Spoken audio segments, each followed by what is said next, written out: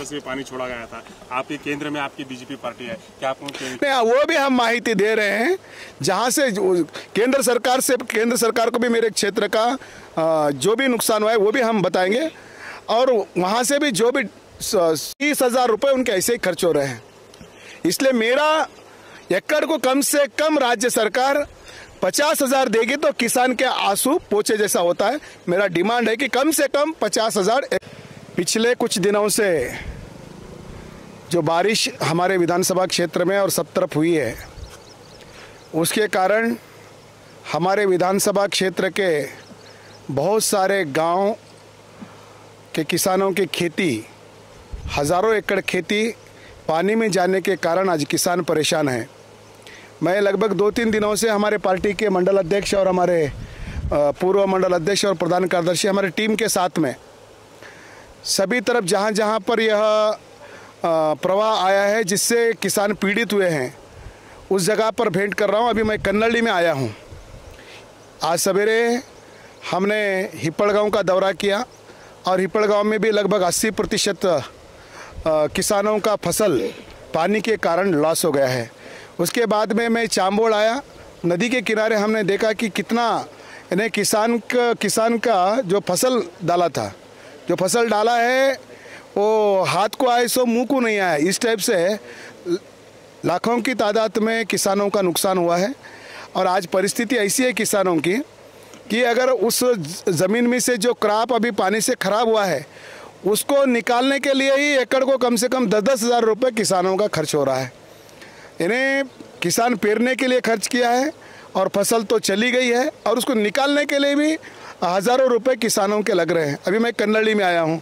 हम देख रहे हैं कि ये ब्रिज पानी के प्रवाह से जो नदी, इसका तालाब का जो बैक वाटर आता है, इसकी वजह से ब्रिज गया है, और यहाँ पर भी 100 से एकड़ ज़मीन किसानों की पानी की वजह से ख़राब हो गई है। मैं कल जामपाड़ गया था। जामपाड़ में भी 80% किसानों की ज़मीनों का नुकसान हुआ है। उसके बाद मैं चिल्लरगी गया। चिल्लरगी में भी जो नदी का पानी पीछे नदी का पानी मारा है, जिसके कारण कम से कम 80% किसानों की ज़मीन पानी में चली गई है। और वहाँ से मैं चिमकोड़ आया। चिमकोड़ में आने के बाद में 2 नाले पड़ते हैं चिमकोड़ के, जहाँ पर से 2 ब्रिज है। एक ब्रिज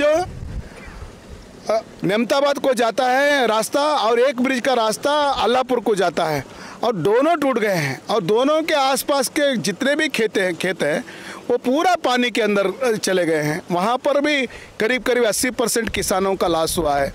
अभी इस्लामपुर हम गए थे, हम अध्यक्ष वगैरह सब इस्लामपुर गए थे। इस्लामपुर तो चारों ओर से नदी गिर के एक टापू की तरह बन गया था, और इतना पानी वहाँ पर किसानों के खेतों में, और किसानों को अपने खेत की सीमा मापने की भी परिस्थिति नहीं है। इस प्रकार से बड़े पैमाने पे किसानों का लॉस हुआ है। उसके बाद बमपड़ी भी गए थे। बमपड़ी के अंदर भी वही हालत है। संगोलगी गए, सांगवी गए, सांगवी में भी वही हालत है। यानी हमारे विधानसभा क्षेत्र के ये जो नदी के किनारे और तालाब के नीचे जितने भी ज़मीनें हैं, नालों के किनारे जितने भी ज़मीनें, बड़े पैमाने पर नुकसान हुआ। और भारी बारिश के कारण जो फसल खेतों में थी वो फसल का भी नुकसान हुआ है। मुझे ऐसा लगता है कि जिनको हम अन्नदाता कहते हैं, आज वो अन्नदाता हमारा परेशान है, और हम यही देखने निकले हैं कि किसानों का कितना नुकसान हुआ है। आज मेरे विधानसभा क्षेत्र में जितने भी ये हमारे तटीय इलाके आते हैं, वहाँ पर लगभग 80% उनका फसल नाश हुआ है, और निकालने के लिए भी किसान परेशान है। ऐसे स्थिति में है, मैं जिला प्रशासन से मांग करता हूँ कि हमने जब जिला प्रशासन से बात की तो जॉइंट कमेटी बनाए हैं।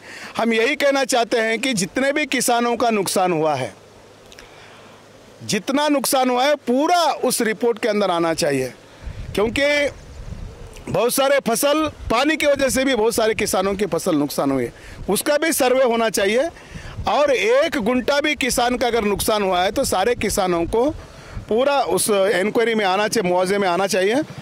और सारे किसानों को सरकार कम से कम, देखिए पेरने के लिए एकड़ को 10-12 हज़ार रुपये खर्च करते हैं, निकालने के लिए आज उनके किसानों में जो कीचड़ भरा है वहाँ से निकालने के लिए किसानों को एकड़ को 10-10 हज़ार रुपये 12 हज़ार रुपये जा रहे हैं, तो लगभग 25 हज़ार ऐसे ही किसानों के जा रहे हैं। और फसल का फसल जो पेरे हैं उसका पैसा अलग है, और जो नुकसान हो गया है किसानों का क्योंकि ये जो पीरियड रहता है, हमारा किसान जो भी फसल आती है उस फसल से अपने परिवार को चलाता है, उसी फसल से अपने बच्चों का विद्याभ्यास करवाता है, और उसी फसल से अपने घर में शादी के कार्यक्रम करवाता है। किसान इसी के ऊपर बड़े पैमाने पे डिपेंड रहता है।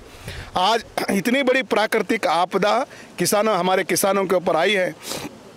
आज मेरे बड़ा दुख होता है कि जिला प्रशासन घूमना चाहिए, और यहाँ के मंत्री जी खाली रोड पे ठहर के देखने से फ़ायदा नहीं होता है।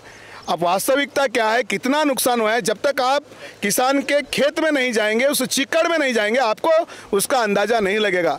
मैंने सुना है कि कुछ गांवों में घूमे हैं, लेकिन रोड से देखने से किसानों की तकलीफ़ नहीं मालूम होती।